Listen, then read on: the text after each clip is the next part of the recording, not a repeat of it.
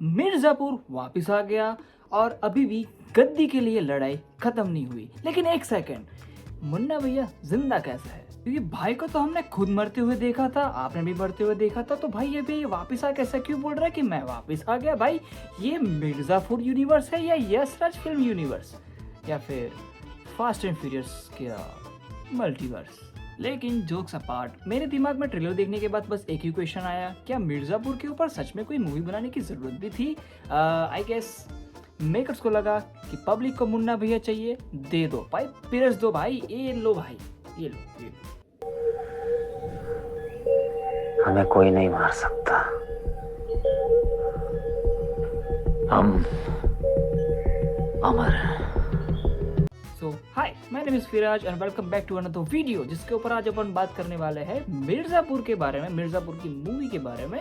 तो ट्रेलर आ चुका था 11 अगस्त को और मूवी आ रही है 4 सितंबर को। तो भाई मिर्जापुर कोई नॉर्मल फिल्म नहीं है, ये एक हमारे लिए आई गेस एक इमोशन है, क्योंकि इस सीरीज के साथ हम, इसके कैरेक्टर्स के साथ हम बहुत ही फीलिंग से जुड़ गए हैं। जब भी इनको स्क्रीन पे देखते हैं कि भाई वही नॉस्टैल्जिया आराम से हिट कर जाता है, स्पेशली सीजन 1 के बाद। तो कालीन भैया है, गुड्डू पंडित है, ये सारे कैरेक्टर स्पेशली मुन्ना भैया एंड न्यू कैरेक्टर्स के साथ जो चीज़ें ये लोग ट्राई कर रहे हैं बनाने की और हमारे सामने दिखाने की बड़े पर्दे के ऊपर, कि ये सच में वर्क करेगा या नहीं करेगा।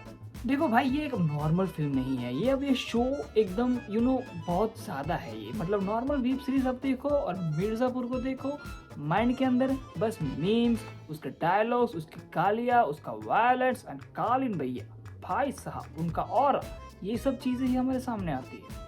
और फिर गुड्डू पंडित भाई साहब, उसको देखते देखते लोगों ने जिम जाना स्टार्ट कर दिया, उसका डेवलपमेंट ही कुछ ऐसा है सीरीज के अंदर। उसके बाद मुन्ना भैया की क्या ही बात करें भाई, एक मरे हुए बंदे को आप ट्रेलर के अंदर डाल के उसको ही आप सबसे बड़ा सेलिंग पॉइंट बना दे रहे हैं। कालीन भैया, गुड्डू, मुन्ना, बीना एंड गोलू, भाई सारे कैरेक्टर्स इजीली हिट कर जाते हैं इसके अंदर। और पूरा का पूरा मिर्ज़ापुर का वो जो एटमॉस्फेयर है, वही गुंडागर्दी, गुंडई, भौकाल, ये सब चीज़ें काफ़ी अच्छी तरीके से हिट करती है।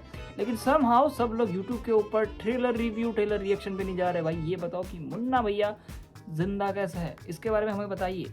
बस यही क्वेश्चन ट्रेंड कर रहा है इस मूवी को लेके। और मेकर्स का भी स्मार्ट मूव है गाइस, लाइक सिंपल है, अगर उनको पता है कि मुन्ना भैया का कैरेक्टर ऑडियंस को इजीली खींच के ला सकता है, पैसों की, गड्डियों की, नोटों की बारिश करा सकता है ये कैरेक्टर, तो उसी चीज़ को उन्होंने उठा के यहाँ पे डाल दिया है। और भाई मुझे बताओ, कोई एक गैंगस्टर लाओ, मैं 10 मिनट में भूल जाऊंगा ये क्या था, क्या इसका कैरेक्टर था, क्या इसकी स्टोरी थी। लेकिन मुन्ना भैया आज भी दिलो दिमाग में सबके लिए जिंदा है। लेकिन यहीं पे मूवी की सबसे बड़ी प्रॉब्लम भी शुरू हो सकती है इसी पॉइंट के ऊपर। देखो, मूवी फैन सर्विस से ज़्यादा आई गेस स्टोरी लाइन पे हो तो ज़्यादा बेटर है। अगर मुन्ना भैया को इसी चीज़ के लिए वापस लाया गया है कि भाई अच्छा खासा ऑडियंस चाहिए तो हम इसको डाल देते हैं, तो may be this is a big problem. क्योंकि भाई सीजन 2 के अंदर काफ़ी इम्पैक्टफुल और अच्छी तरीके से उनकी डेथ दिखाई गई थी। और अगर अब मेकर्स आके बोल रहे हैं कि बड़े पर्दे पर जाओ और देखो, सरप्राइज सरप्राइज मदरफकर, तो भाई जिस तरीके से इतना इम्पैक्टफुल जो डेथ दिखाई थी उसका कुछ मीनिंग नहीं रहता है, ठीक है, इसका कोई भी सेंस नहीं बनता है। और ट्रेलर के अंदर मेकर्स ने इस मिस्ट्री को ऑब्वियसली सरप्राइज बना दिया है, कोई भी आंसर नहीं देते, which is good. But somehow अगर उसका अच्छी तरीके से इसका आंसर नहीं दिया गया मूवी के अंदर, तो ये आपका डाउनफॉल भी हो सकता है। अब एक चीज नोटिस करो भाई, ट्रेलर के अंदर सब कोई है, कालीन भैया, मुन्ना, गुड्डू, और सबकी नजर सिर्फ गद्दी पे ही है। तो इस बार एक और कैरेक्टर भी इसके अंदर ऐड हुआ है, जो है रवि किशन जी का, उनकी भी नजर मिर्जापुर की गद्दी के ऊपर है। लेकिन मेरा एक पर्सनल कंसर्न है भाई, इतने सारे ओजी कैरेक्टर्स को आप मूवी के अंदर कैसे बैलेंस कर पाओगे? देखो, वेब सीरीज के अंदर आपके पास लंबा टाइम फ्रेम है, आपके पास जितने चाहिए उतना एपिसोड बना लो, हर एक एपिसोड हर एक कैरेक्टर को दे दो, चलेगा। लेकिन मूवी के अंदर ज़्यादा से ज़्यादा 3 घंटे, 3.5 घंटे, भाई कैसे करोगे ये सब चीज़ें?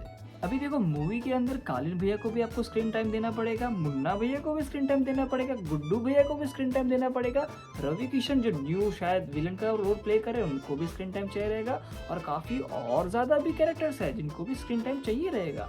तो ये सब चक्कर में भाई ये मूवी मैस्टअप वाला ना हो जाए, वरना फिर ऐसा हो जाएगा कि मैस्टअप वाला भौकाल हो गया भाई।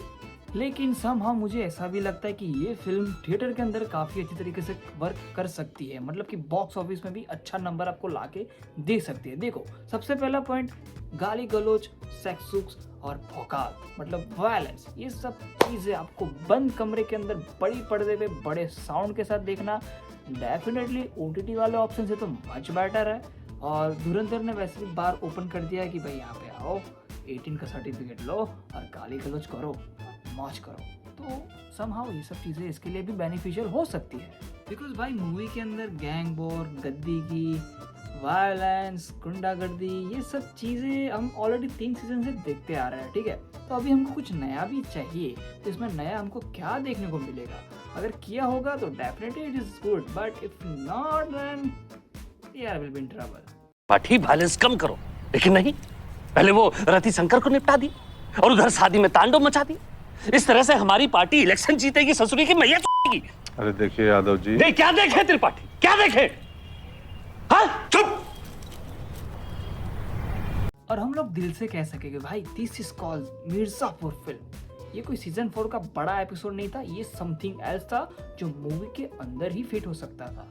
इसको सीजन में कन्वर्ट नहीं किया जा सकता था। हाँ, समहाउ ये मुझे लगता है कि प्रीक्वल ही है, और ऑनलाइन भी यही रूमर्स है कि ये प्रीक्वल है, कोई एक पार्ट है जो हमको सीजन 1 और सीजन 2 के बीच में से उठाया हुआ चीज़ है, क्योंकि उन्होंने साफ साफ लिखा था कि भौकाल दैट नेवर बिफोर, मतलब जो ऐसे पहला कभी भी नहीं हुआ। तो लेट्स सी क्या नया लेके आते हैं ये लोग। देखो, मैं सारी चीज़ें नेगेटिव वगैरह पे नहीं जाता, कुछ पॉजिटिव भी है, क्योंकि ट्रेलर में जेन्युइनली कुछ चीज़ें काफ़ी ज़्यादा बेटर है, मतलब कि एडिटिंग, उसका साउंड और नए कैरेक्टर्स का जो उन्होंने जिस तरीके से प्रेजेंट किया है, it is actually seems new and great. And the main benefit, क्योंकि इसका जो डायरेक्टर एंड जो राइटर है वो ओरिजिनल है भाई। डायरेक्टर गौरबीर सिंह इसको डायरेक्शन दे रहे हैं और राइटर पुनीत कृष्णा इसकी राइटिंग कर रहे हैं। सिर्फ मिर्जापुर का नाम यूज करके ये लोग कुछ भी नहीं बना रहे, इसमें कुछ क्रिएटिविटी भी हमको डेफिनेटली दिखेंगी, क्योंकि ये नाम जुड़े हुए हैं इसके साथ, and that gives me hope. अब फाइनल क्वेश्चन, क्या ये मूवी सच में चलेगी? देखो भाई, मैं अभी कोई बॉक्स ऑफिस प्रेडिक्शन नहीं कर रहा, क्योंकि मुझे नहीं लगता कि ये मूवी फेल होने के चांसेस अभी तक दिख रहे हैं, क्योंकि ऑडियंस काफ़ी ज़्यादा इंटरेस्टेड है। और ट्रेलर के बाद सबके दिमाग में यही चल रहा है कि मुन्ना भैया वगैरह वगैरह, और मेकर्स का यही तो टारगेट था कि इसी चीज़ के ऊपर डिस्कशन हो जाए।